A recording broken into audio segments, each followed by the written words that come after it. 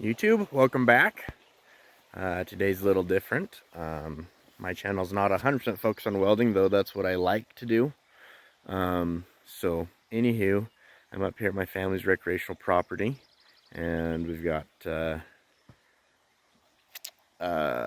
irrigation or watering project today. It's been really rainy here in southeast Idaho this spring, but we still need to get this set up so we can use more of the water that we have available to us.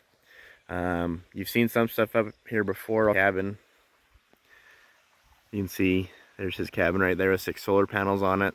Maybe someday we'll do a video on his system. And then my brother-in-law and sister and my sister's cabin's right over there. Today though, I didn't video any of the welding of these parts because I did them in a rush a couple weeks ago. But we just got a 55-gallon drum there with a hole cut on the top, as you can see. Nothing special. Hopefully you can hear me over the creek. And I welded up this guy out of aluminum. He goes in this 18-inch corrugated pipe and sends the water through this 4-inch pipe into that drum. Right like so. So I slide him in there, and he does a pretty good job of cutting the water off. And then the water goes down into that drum, and then when that drum's full, it overflows out. There's 4.5-inch holes drilled in that right there. You can kind of see them spouting out. So what we're going to work on right now is getting this 2-horse irrigation pump hooked up to that. Get that guy all hooked up, and then we'll wire it to run off this generator. This is just one of the Predator 4000s. And then we're going to run this impact bird off of it, see how well it does. And we have another impact bird if we need it. Other thing I did is, it's not very pretty, but I actually for the first time did some TIG brazing. And I brazed that nozzle smaller. That was originally, I think this one was a 7/16. It says somewhere on it, but I don't see the number. Oh, right there. It was 15/30 seconds. Should have focus. I'm filming on my phone today for the first time because I dropped my GoPro yesterday videoing and broke the mount off the bottom. So anyways, I'm gonna see if we can't get one of these to run, and if we can get one to run, we'll figure out how to get 2 of them to run and see how that goes. But we have about 5 acres of grass that we water up here, and so anyways, I'm gonna see if I can't get a rainbird running up here. Historically, we've just let this 3 acres right here go dry, and we maintain 2 acres over in a different area. So it's gonna be weird. I don't have anything to hold my phone other than my hand, and so you're not gonna see everything, but I'll try and get you in there so you can see a lot of it. But let's get going. So the first thing I need to get done here is I need to get this pump ready to go down there.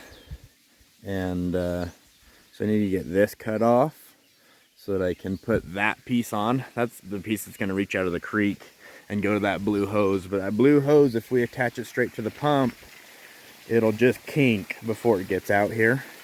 And so I need something more rigid that won't kink, because that's the outlet. The other thing I didn't realize is I've got a hose bib on here that needs plugged. I thought I had a valve on that, but I guess not. So I'll have to go grab a chunk of hose. We have hose up here, thread some hose on there, and I'll just kink it and zip tie it.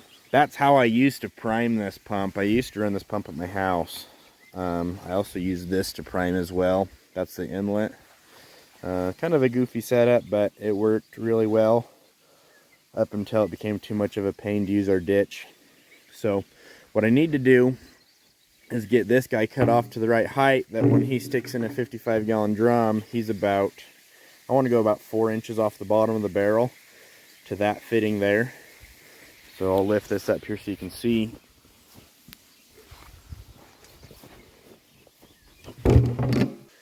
So based off of that right there, I probably need to cut a foot off of it, but that's how that pump's gonna sit. It's not the best setup yet. Really, I need to shorten, I can't let go because it's not balancing well. I need to get a shorter 1.5-inch pipe right there is what I need to do. If that went to a close nipple, I could have it hooked up right there, which would be much better because most of the weight on this is that motor. So it's just a Wayne 2 horsepower Swan sprinkler pump. So anyways, I'm gonna go grab my 4-wheeler. My enclosed tool trailer's about 300 yards away. So I'll go grab my 4-wheeler and grab a tool bag. Got a bandsaw so I can cut this pipe off to the right length. See if there's some Teflon tape over in my tool trailer to Teflon tape that 90 on, and we'll go from there. Attached a little wooden platform, just some scrap wood from the cabin build, to the top of the 55-gallon drum to allow the pump to sit on there. So then this will sit on there. I cut some 2x6 blocks to space up the motor of the pump, and then I'll actually anchor down through these 2 tabs right there and right there. And I'm going to carry this pump down there. I don't have a really good way for you to sit and watch me fall and herniate a disc or something, but let's see how it goes. Maybe I'll see if I can rest you against a bush.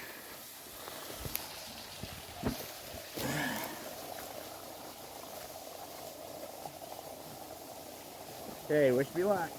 Pump's like 80 pounds.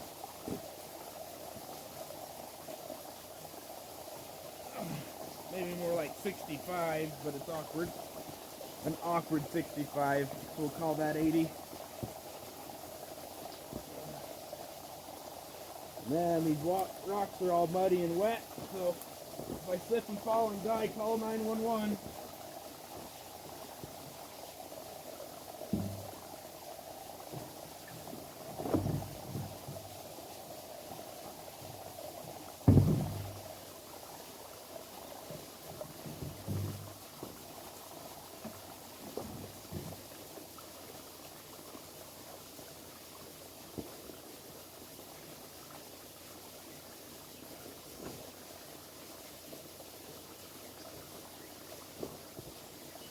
Awkward footing here, even without a pump.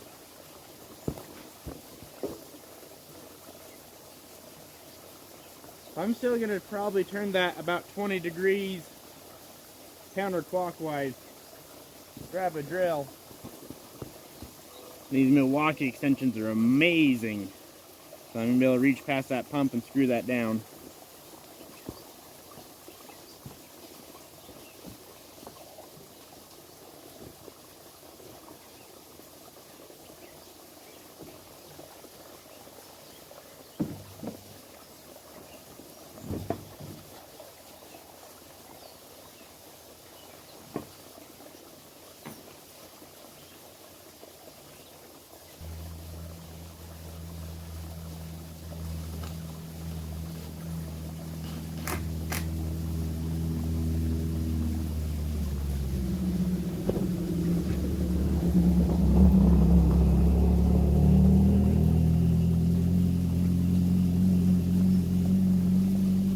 Neighboring property owner just drove by. A little Suzuki Samurai. Burns a little oil because you can smell it in the air. Okay, let's get the black pipe hooked onto right there and coming out the other side of those 2 trees. And hopefully it'll reach about right here. So I'll shove that through. To hook that pipe up and get it to not leak like crazy and blow off all the time, I like to use a heat gun, but I've got this propane torch. So I'll just heat up the last 6 inches of the pipe and then use these hose clamps to squeeze it down. It makes it seal up way better. So let's see if I can set up my phone somewhere that you can see me do that. Turn the camera around so you can see my ugly mug and lean you on a rock probably. Get a little mud on the phone.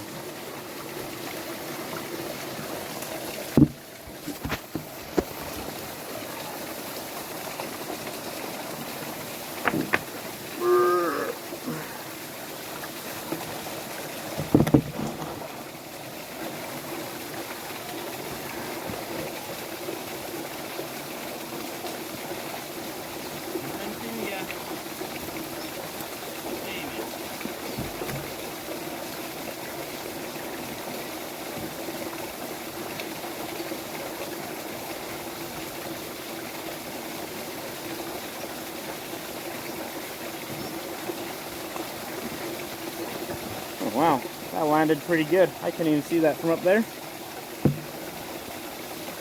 I don't know about you, but I'm going to call that skill. Sheer skill.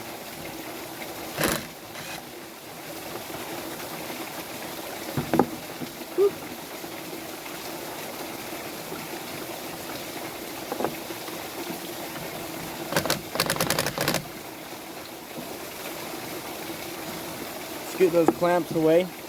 So like I said, I'm going to heat this up. I'm first going to heat up the inside. We'll get that on that way. I'm going to turn my gas on.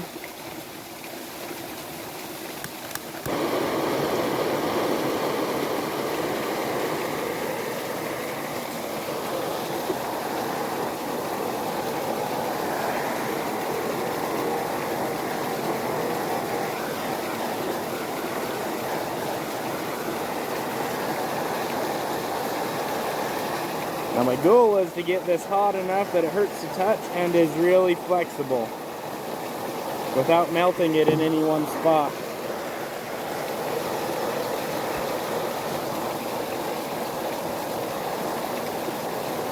A lot of times you can tell because the surface starts to get a little glossy, and you want that consistent everywhere.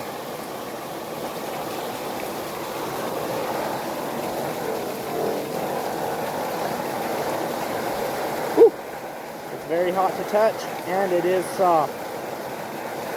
We can go about 10 more seconds, and then we'll slide it on and clamp it.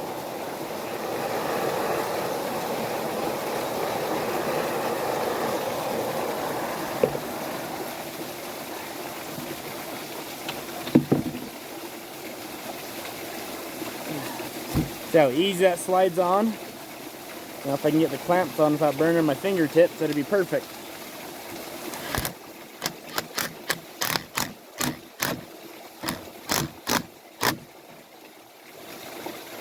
Typically I like to rotate the directions of the clamps, but these ones are the same direction, so we're just going to live with it. I apologize to those of you that don't like that.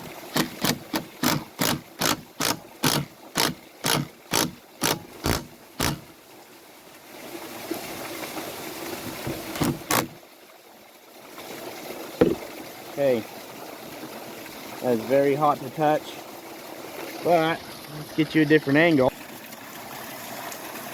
You can see those clamps actually sink into it. You can see it bulging. So that should seal up pretty decently.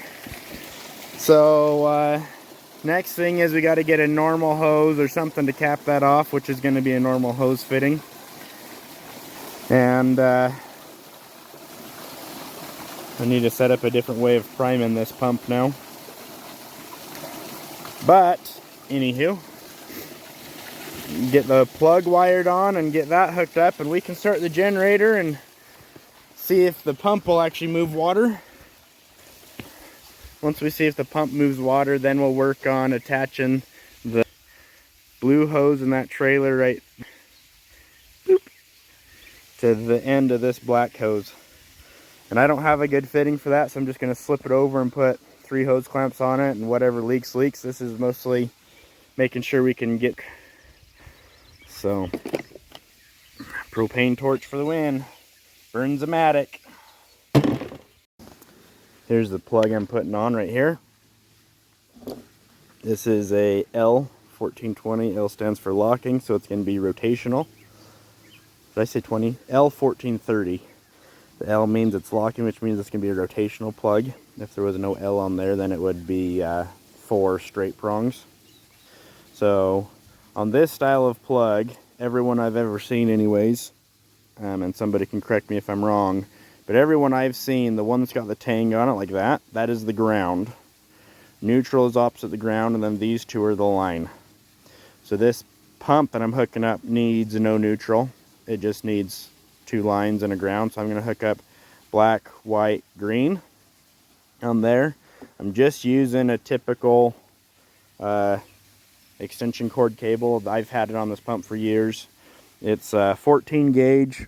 The pump only draws 9 amps, so maybe a little light just because of the surge starting current, but after that, once it hits runtime, 14 gauge is good for 15 amps pretty easy. So Anyways, we'll get these wires hooked up to that plug, and then we're ready to turn it on and see what it takes to get it primed. Sorry for my sexy shadow. Here's our generator. So almost any generator that's got 220 volts is going to have, at least pole cord generator is going to have one of these 1430 plugs on it. That is the same plug that I have right here. It's a twist lock 30 amp rated plug. This generator says it can put out 13 amps on it max.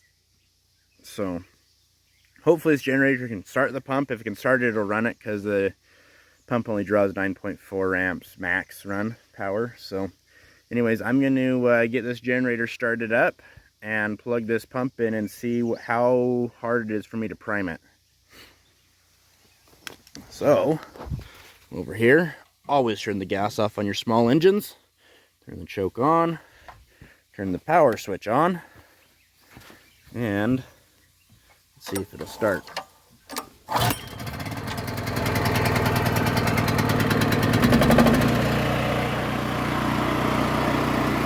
One pull is not too bad for a Harbor Freighter. I've actually had really good luck with these. I think we own 5 of them now. You can give it about 30 seconds to warm up.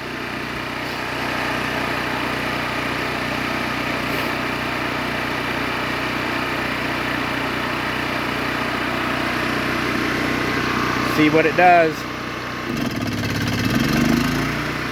That was kind of hard for it to start.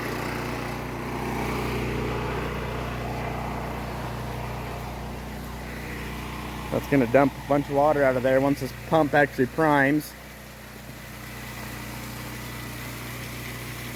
Let's see, I have to pour some water in it somehow. What do I have?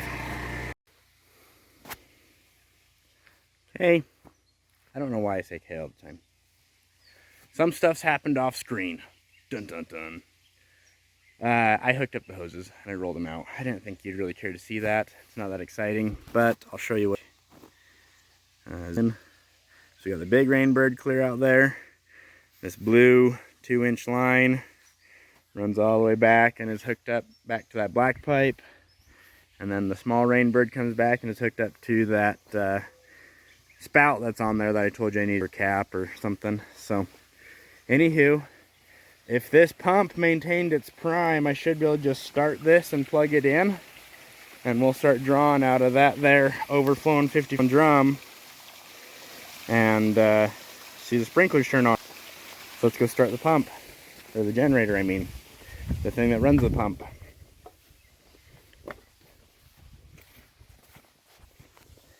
Okay. So it's already warmed up, so we're just going to turn it on and pull. That trusty old Predator fires to life.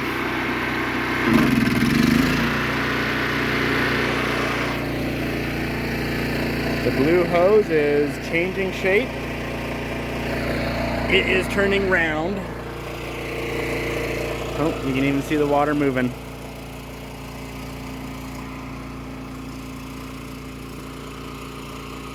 To the sprinkler. Oh, small sprinkler's got it. And there's the big sprinkler. Oh, small sprinkler's on the turnaround cycle. Let's try to not you guys wet and get in there and change that. Okay. When we're out in the field, we don't need to diffuse this at all. Sorry for my finger. Oh, we lost it. How did we lose it? Let's go. Oh, right there.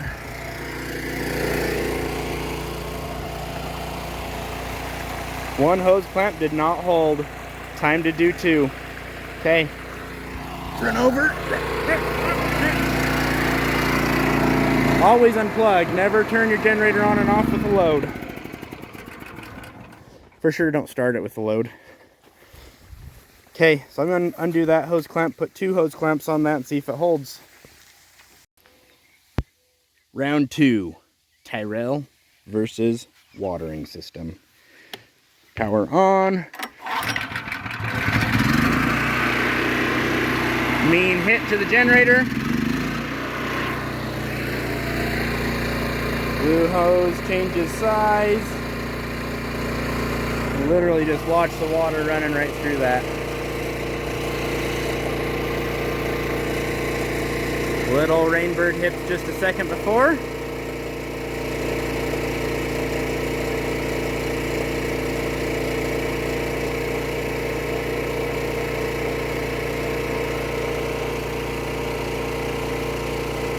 Look at that.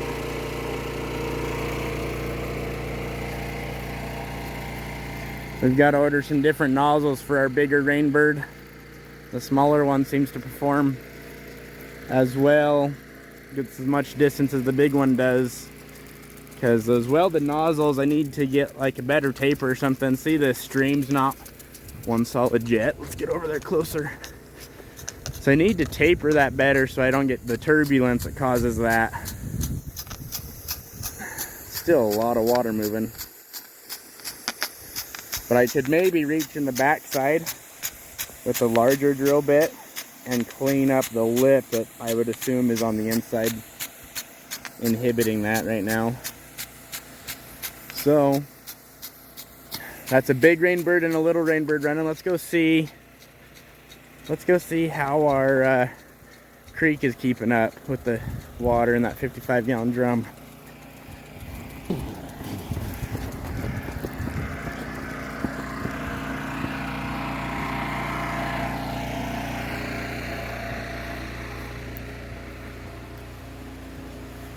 Look at that.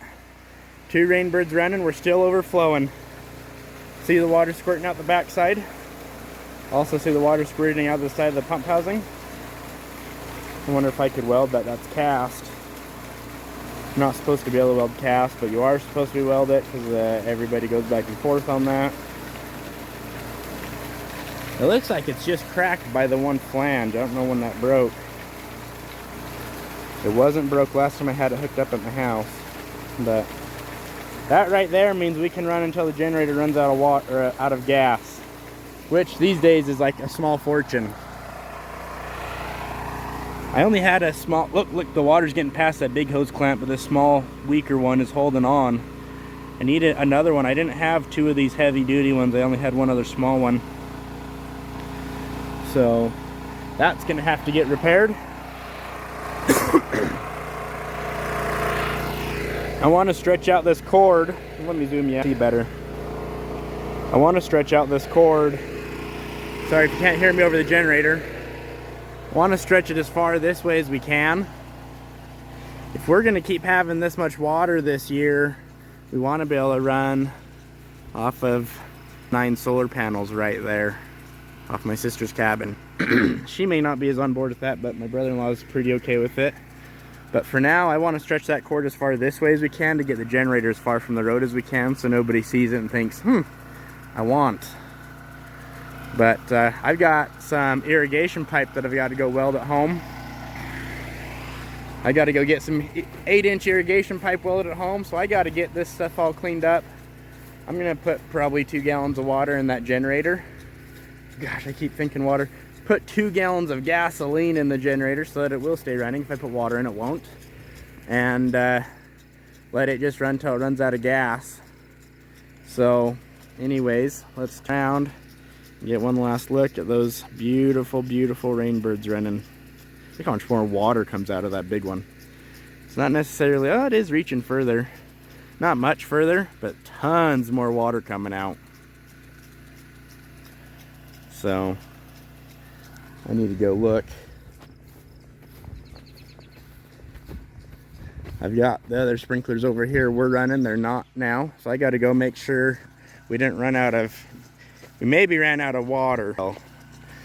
But I'm more hoping we ran out of gas in the generator. This is how we've been watering up until now, and we will keep running this. This runs all of our common area. This is scary and freaky, I know. This is a well. I'm trying not to drop you in there, otherwise I'll lose this footage forever. This is a well that was drilled in, I believe it was 1972, and it was found to be artesian, and it was abandoned then. That's a 24-inch casing right there. We put some weights on a rope and lowered them down as far as we could, and we found that it goes about 88 feet down.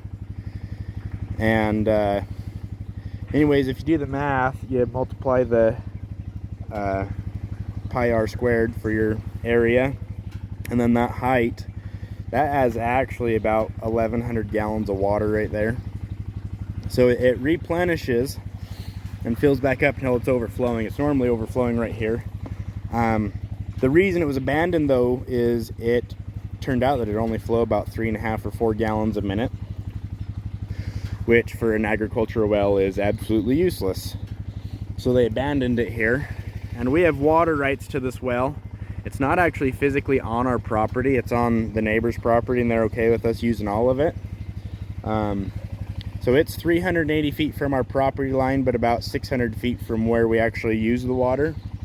There's a pressure tank that I built. That was an old 30-gallon air compressor, and that's not your typical pressure tank. It's very homemade. It's filled with closed cell foam pads cut up. There's 30 of them that are just the same diameter as that, and then there's probably, gosh, I don't know, a cubic foot or so of that same closed cell foam pad cut into 1-inch cubes. You can tell me it's dumb, but it works really well actually. It takes care of all the surges and stops us from blowing all these fittings apart. So anyways, we have a 2-horse submerged pump down in there that we got off Amazon for about $270, and it flows too much, in my opinion. It's nice because it runs a big, either 2 of the big rain birds or 1 big rain bird and 2 small rain birds. But I think if we would have ran a smaller pump, so right now running the 2 rain birds or the 3 rain birds, we drain this in about an hour and 15 minutes. In an hour, it'll run for another 30 minutes. So that's telling me that we're pumping faster than it can replenish, but that if we pumped less, it might replenish enough just to maintain probably around the 30 or 40 foot deep range, 40 foot down, if we had maybe a 1-horse pump instead of a 2-horse pump. So we could only run 1 sprinkler, but we could possibly run that sprinkler indefinitely. So anyways, this is the old setup. Not old setup, this is the pre-existing setup before I just set up in the creek where we are. This runs pretty good. It does take 5,000 watt generator to run the pump that's down there. Those 4,000s are just, they run, but it actually runs them at a higher current and wattage than they're rated to, and so I don't want to just ruin stuff.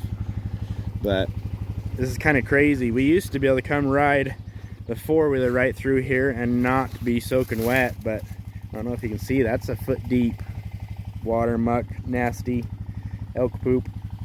But we used to come in that way. I eventually, sorry if the 4-wheeler's loud, but I eventually made this path with my truck and a harrow and a winch. I just dropped the harrows right here, and I burrowed through that with one of my nephews with about 150 feet of chain. I tied the chain to my truck and tied the other end to the harrows, and I pulled it through with the 12,000-pound winch that you guys saw in my gooseneck trailer. And then eventually my dad came in here with all my nieces and nephews, and they cut this path out that we can get. You can barely get the 4-wheeler through. You can see how tight that is all the way around. We need to clean it up again. I used to be able to drive my Razor in, but this overgrows so fast.